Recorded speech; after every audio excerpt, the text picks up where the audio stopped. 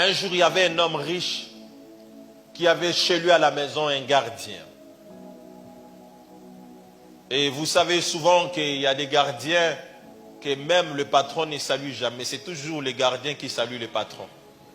Parce que le patron, lui, n'est pas bien éduqué. Lui ne peut pas saluer quelqu'un qui est inférieur que lui. C'est lui toujours qu'on doit saluer.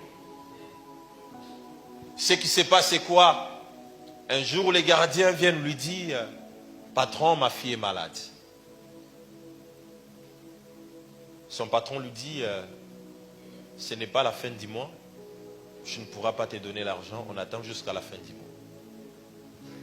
Tandis que son patron était à mesure de lui payer son salaire même avant.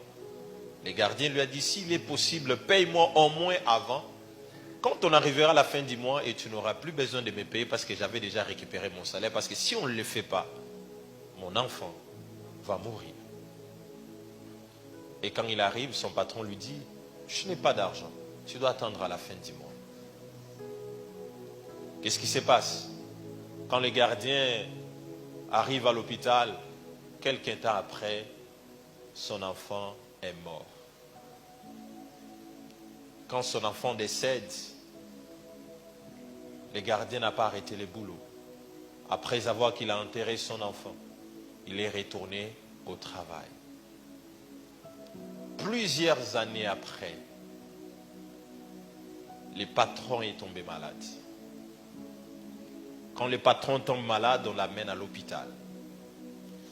Et quand on arrive avec le patron à l'hôpital, c'était tellement urgent qu'il fallait trouver la solution.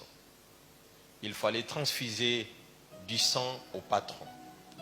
Maintenant, il fallait trouver le groupe sanguin qui était compatible au groupe du patron. On a regardé dans ses enfants, ça n'allait pas. Sa propre femme, ça n'allait pas. On a cherché dans la ville, ça n'allait pas. On a dit on essaie d'abord les gardiens.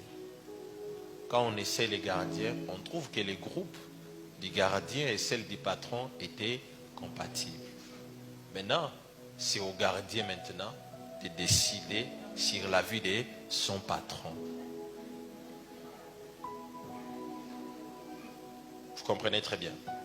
C'est que la vie et la mort du patron étaient dans les mains du gardien. Est-ce que quelqu'un m'entend très bien?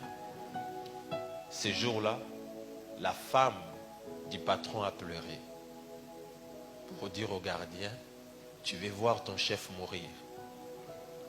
Le gardien lui a dit, mon chef a préféré aussi que mon enfant meure. Et le patron était décédé aussi ce jour-là. Pourquoi?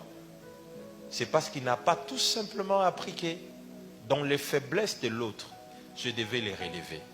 Peut-être que moi aussi, quand je serai faible, lui aussi il va me relever. C'est ce que nous oublions des fois. Ce que nous faisons, c'est quoi? Quand nous trouvons que quelqu'un est dans la faiblesse, quelqu'un est en train de mourir, nous voulons encore l'enfoncer encore plus davantage. Mais nous oublions que le chemin est encore long.